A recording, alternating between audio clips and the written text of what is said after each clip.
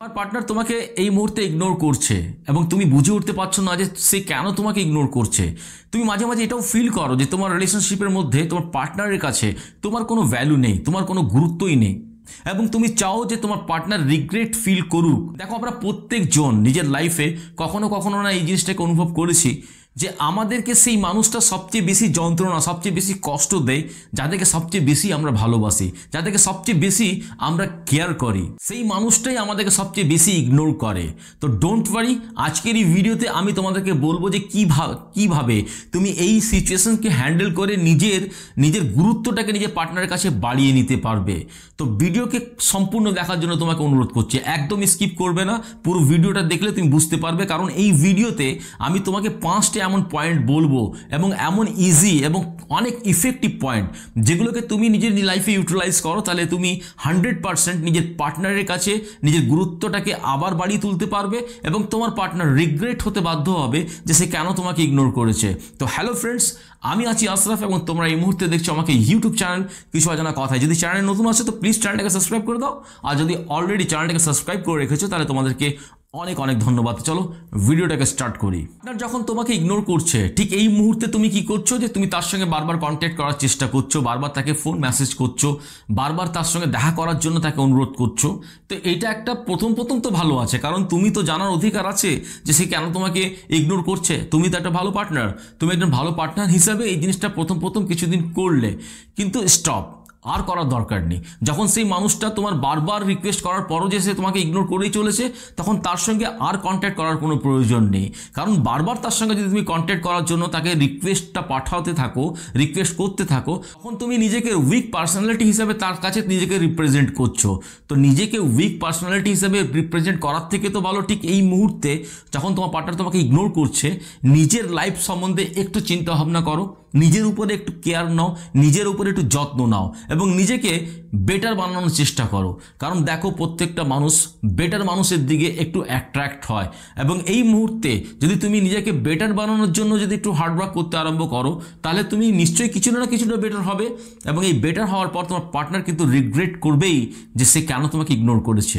তো সবচেয়ে প্রথমে তোমাকে এটা রাখতে হবে যে নিজের সেলফ স্টিম, নিজের আত্মসম্মানটাকে তোমাকে ধরে রাখতে হবে। সেকেন্ড একটা জিনিস হচ্ছে যে স্পেসটাকে মেনটেন করতে হবে। দেখো, তুমি বারবার চেষ্টা করতে তার সঙ্গে কন্ট্যাক্ট করার, বারবার তুমি জানতে চেয়েছো যে সে কেন তোমাকে ইগনোর করছে, কি ভুল হয়েছে সেগুলোকে ঠিক করে নেওয়ার জন্য, কিন্তু তোমার পার্টনার কন্টিনিউয়াসলি তোমাকে ইগনোর করে যাচ্ছে, তাহলে সে কোনো না কোনো জায়গায় তোমার কাছ থেকে স্পেস চাইছে, কোনো না কোনো জায়গার থেকে তোমার থেকে একটু দূরত্ব বজায় রাখার চেষ্টা করছে। তো ইটস ওকে, যখন সে তোমার থেকে দূরত্ব বজায় রাখার চেষ্টা করছে, তাহলে তখন তুমি তাকে একটু স্পেস দাও। স্পেস দেওয়া মানেটাই এটাই যে তুমিও তাকে একটু করে ইগনোর করতে আরম্ভ করো।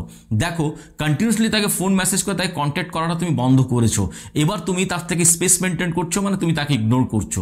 তাকে ইগনোর করাটা মানে তোমার এই নয় যে তাকে তুমি হার্ট করতে চাইছো, তুমি চাইছো যে হ্যাঁ তুমি ভাই স্পেস চাইছো, তা তো আমি তোমাকে স্পেস দিলাম, আমার দিক থেকে কোনো ফোন মেসেজ বা কোনো কন্ট্যাক্ট করার রিকোয়েস্ট তোমার কাছে যাবে না। তো তুমি যদি এইরকমভাবে যদি মেন্টালিটিটাকে গড়ো, তাহলে তুমি একটা স্ট্রং পার্সোনালিটি হিসাবে তার কাছে প্রেজেন্ট হবে এবং সেই মানুষটা কোনো না কোনো জায়গায় এই জিনিসটাকে ফিল করতে আরম্ভ করবে যে মেয়েটা, আমি তাকে ইগনোর করছিলাম, সে কন্টিনিউয়াসলি আমার সঙ্গে কন্ট্যাক্ট করার চেষ্টা করছিল, কিন্তু হঠাৎ করে সে বন্ধ করে দিয়েছে। তাহলে তার লাইফে কি এমন ঘটলো যে সে আমাকে ইগনোর করতে আরম্ভ করেছে? তো এই যে কনফিউশনটা তার ব্রেনে কিন্তু কাজ করবে এবং সে তোমার সঙ্গে কন্ট্যাক্ট করার চেষ্টা করবে, কারণ সে যদি সত্যি তোমাকে ভালোবাসে। আর একটা জিনিস হচ্ছে, দেখো, যখন তোমার পার্টনার তোমাকে ইগনোর করছে, তাহলে নিজেকে হ্যাপি রাখার চেষ্টা করো। দেখো, নিজের হ্যাপিনেসটা নিজের জায়গাকে কিন্তু ধরে রাখতে হবে। সেই মানুষটা তোমার লাইফে নেই, সে তোমাকে ইগনোর করছে, তার মানে এই নয় যে তুমি ভেঙে গেছো, একদম ভেঙে চুরমার হয়ে গেছো, তুমি সব কিছু ছেড়ে দিয়ে, খাওয়া দাওয়া ছেড়ে দিয়ে একদম পাগল হয়ে যাবে, একদম দরকার নেই। নিজেকে হ্যাপি রাখার চেষ্টা করো, নিজের বন্ধু বান্ধবের সঙ্গে তুমি বেড়াতে যাও, ঘুরতে যাও, নিজের ফ্যামিলির সঙ্গে ম্যাক্সিমাম টাইমটা স্পেন্ড করো। তোমার যদি কোনো পুরনো হবি ছিল, সেই হবিটাকে আবার থেকে রিস্টার্ট করো বা নতুন কোনো হবিকে তুমি অ্যাডাপ্ট করতে পারো, নিজের মধ্যে নিতে পারো, সেই হবিটার জন্য তুমি আবার চেষ্টা করতে পারো। তো এইভাবে নিজেকে কিন্তু হ্যাপি রাখার চেষ্টা করো এবং এই হ্যাপি মোমেন্টগুলো তুমি সোশ্যাল মিডিয়াতে আপলোড করো এবং তাকে তুমি এই জিনিসটাকে বুঝিয়ে দেওয়ার চেষ্টা করো যে সেই মানুষটার অবর্তমানেও তুমি হ্যাপি থাকতে পারো। তার মানে তোমার হ্যাপিনেস কোনো না কোনো জায়গায় তার উপরে ডিপেন্ডেন্ট নেই। এবং যখনই সেই মানুষটা এই জিনিসটা ফিল করতে আরম্ভ করবে যে না, আমার না থাকলেও তুমি হ্যাপি থাকতে পারো, আমি নেই তবুও তোমার কোনো কিছু যায় আসছে না, তোমার লাইফ কিন্তু অ্যাজ ইট ইজ চলছে, ইউ আর হ্যাপি পারসন, আমার না থাকাতেও, তখন সেই মানুষটা কিন্তু রিগ্রেট ফিল করবে, সেই মানুষটা কিন্তু পস্তাবে যে কেন তোমাকে আমি ইগনোর করলাম। এই মেসেজটা তাকে দিতে হবে। তো এর জন্য দরকার আছে কি নিজেকে হ্যাপি রাখা, নিজেকে আনন্দে রাখা, নিজেকে খুশি রাখা। আর ফোর্থ একটা জিনিস হচ্ছে দেখো যে তুমি নিজের দিক দিয়ে কোনোদিন তার সঙ্গে কন্ট্যাক্ট করার চেষ্টা করবে না। যদি সেই মানুষটা তোমার সঙ্গে কন্ট্যাক্ট করে তাহলে তুমি তার সঙ্গে অনেক শান্তভাবে এবং অনেক কনফিডেন্সের সঙ্গে তার সঙ্গে কথা বলতে হবে। তাকে এই জিনিসটা বোঝাতে হবে যে দেখো আমি তোমাকে রেসপেক্ট করি, আমি তোমার সম্মানটা করি, কিন্তু কোনো না কোনো জায়গায় আমি সেই রেসপেক্ট, সেই সম্মানটা তোমার কাছ থেকেও কিন্তু এক্সপেক্ট করি। এবং তুমি যদি উইদাউট এনি রিজনে আমাকে যদি এইভাবে দিনের পর দিন ইগনোর করবে, আমাকে ডিসরেসপেক্ট করবে, তাহলে কিন্তু এই জিনিসটা কিন্তু আমি সহ্য করব না। এই জিনিসটা যদি আমার সঙ্গে কন্টিনিউয়াসলি করো তাহলে এর বিরুদ্ধে দাঁড়ানোকে কিন্তু আমি বাধ্য হব, যেভাবে আমি এতদিন দাঁড়িয়েছি। এই জিনিসগুলোকে তোমাকে ক্লিয়ার করতে হবে, কিন্তু কোনো রকমভাবে আর্গুমেন্ট না, কোনো রকমভাবে তাকে দোষারোপ করে নয়, একদম নিজের ফিলিংসটাকে একদম প্লেন জলের মতন কিন্তু তার কাছে কিন্তু পরিষ্কার করতে হবে।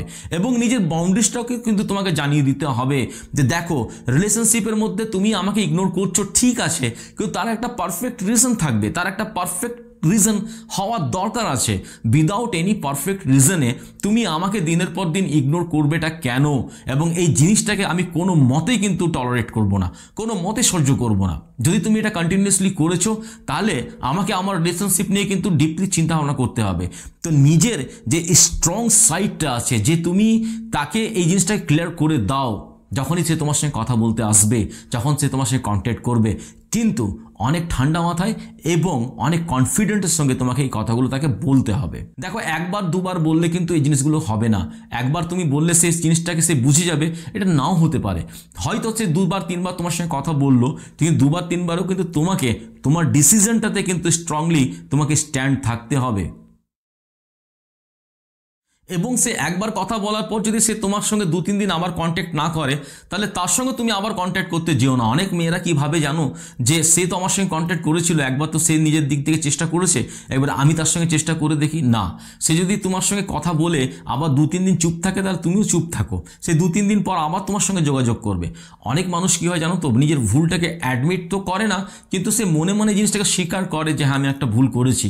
তো যদি তুমি তার মধ্যে কোনো চেঞ্জেস দেখতে পাও, যদি তুমি তার মধ্যে কোনো মুভমেন্ট দেখতে পাও যে হ্যাঁ সে মানুষটা চেঞ্জ হচ্ছে, সে মানুষটা চেঞ্জ হয়ে সব কিছু ঠিক আছে, তো ইটস ওকে। আদারওয়াইজ তোমায় যে ডিসিশনটা দিয়েছো যে আমি নিজের রিলেশনশিপের সম্বন্ধে একটা স্ট্রং ডিসিশন নিতে বাধ্য হব, সেটা কিন্তু সে কিন্তু ফিল করতে পারবে। আর ফিফথ নম্বর যে পয়েন্টটা হচ্ছে সেটা কিন্তু এটাই, যে যখনই তুমি নিজের ফিলিংসটাকে শেয়ার করলে, সব কিছু কিন্তু তার কাছে ক্লিয়ার করে দিলে, তার সত্ত্বেও তোমার পার্টনার কিন্তু চেঞ্জ নয়, তার পার্টনারের মধ্যে কিন্তু এই বিহেভিয়ারগুলো একদম অ্যাজ ইট ইজ আসে, সে কিন্তু ইগনোর করেই যাচ্ছে। আর ফিফথ পয়েন্ট হচ্ছে দেখো, যে রিলেশনশিপের মধ্যে তুমি তার সঙ্গে কনভারসেশন করলে এবং নিজের পয়েন্ট অফ ভিউ তাকে জানালে এবং স্ট্রংভাবে জানালে, কিন্তু তার সত্ত্বেও তোমার পার্টনারের মধ্যে কোনো চেঞ্জেস নেই, তোমার পার্টনার কিন্তু অ্যাজ ইট ইজ, সে তোমাকে ইগনোর করছে, বা কিছুদিন তোমার সঙ্গে ঠিক আছে, আবার কিন্তু সে অ্যাজ ইট ইজ নিজের বিহেভিয়ারের মধ্যে কিন্তু আবার চলে গেছে, আবার সে উইদাউট এনি রিজন তোমাকে কিন্তু ইগনোর করছে। যদি এইরকম কন্টিনিউসলি তোমার সঙ্গে হতে থাকে, তাহলে কিন্তু তোমাকে নিজের রিলেশনশিপটাকে নিয়ে একটু সিরিয়াসভাবে চিন্তা ভাবনা করা উচিত। দেখো এই ধরনের মানুষের সঙ্গে তুমি লং টার্মস নিজের লাইফটাকে কিন্তু এক্সপেন্ড করতে পারবে না, কারণ যে মানুষের কাছে কোনো পারফেক্ট কোনো রিজন নেই যে সে তোমাকে কেন ইগনোর করছে। প্রত্যেকটা রিলেশনশিপের মধ্যে মন ভার হয়, মন কষাকষি হয়, এবং কিছু কিছু সময় মানুষকে ইগনোর করে, কিন্তু তার একটা পারফেক্ট রিজন থাকবে।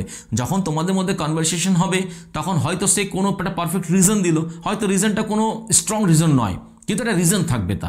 কিন্তু যে মানুষটা উইদাউট এনি রিজন কথায় কথায় তোমাকে ইগনোর করছে, কথায় কথায় তোমার সঙ্গে কথাবার্তা বন্ধ করে দিচ্ছে, সেই মানুষটার সঙ্গে তুমি কতদিন নিজের রিলেশনশিপটাকে টিকিয়ে রাখতে পারবে? এবং যত তাড়াতাড়ি সম্ভব তুমি এই রিলেশনশিপটাকে যদি তুমি চাও যে এখান থেকে মুভ অন করে বেরিয়ে আসতে, তো বেরিয়ে আসার চেষ্টা করো। দেখো প্রত্যেকটা মানুষ নিজের লাইফে কিন্তু বেটার ডিজার্ভ করে, এবং তুমি নিশ্চয়ই বেটার ডিজার্ভ করো। যে মানুষটার কাছে তোমার কোনো ভ্যালু নেই, তার কাছে কোনো তোমার গুরুত্ব নেই, সেই মানুষটার কাছে তুমি কতদিন থাকতে পারবে? তো সুতরাং যে মানুষটা নিজের বিহেভিয়ারটাকে চেঞ্জ করছে না তোমার এত কিছু করার পরও, সেই মানুষটাকে তুমি যত তাড়াতাড়ি পারো তার থেকে মুভ অন করে যাও। দেখো রিলেশনশিপের মধ্যে একটা কিন্তু বেসিক ফান্ডা আছে, যে রিলেশনশিপটাকে বাঁচিয়ে রাখতে, টিকিয়ে রাখতে দুজনেরই রেসপন্সিবিলিটি থাকতে হবে, দুজনেরই বাধাবাধ্যকতা থাকতে হবে। হতে পারে যে এই পার্সেন্টেজটা 50-50 না হয় 60-40, 70-30, ইটস মেবি, এটা হতে পারে। কিন্তু তারও তো কিছু এফর্ট থাকবে এই রিলেশনশিপটাকে বাঁচিয়ে রাখতে, টিকিয়ে রাখতে, একটা লং লাইফ পর্যন্ত নিয়ে যাওয়ার জন্য। কিন্তু সেই মানুষটার কাছে এরকম কোনো কিছু নেই, তাহলে কিন্তু সেই মানুষটার সঙ্গে তুমি থাকতে পারবে না।